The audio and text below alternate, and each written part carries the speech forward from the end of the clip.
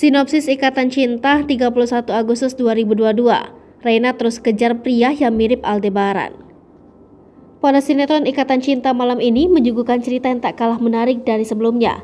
Pada episode sinetron Ikatan Cinta nanti malam, diceritakan tentang kehadiran Aldebaran namun tak mengenali Reina dan Andin. Malam ini, Reina terus mengejar laki-laki yang mirip Aldebaran.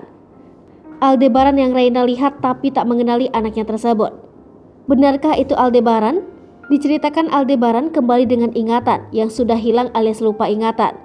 Aldebaran diselamatkan oleh orang lain dan ia tak mengingat kejadian yang menimpa dirinya. Aldebaran sudah berbeda, bahkan ia tak mengingat Reina, Andin, dan bahkan Mama Rosa. Semua orang sedih dan mencari sosok pria tersebut. Andin berusaha menemukan pria tersebut dan mencari tahu bagaimana dia bisa semirip itu dengan Aldebaran. Andin mencari tahu apakah pria tersebut hanya mirip atau emang Aldebaran. Akankah penantian Andin akhirnya terbayar dengan kehadiran sosok mirip Aldebaran? Sekedar informasi, sinopsis ini tak sepenuhnya benar karena berasal dari berbagai sumber.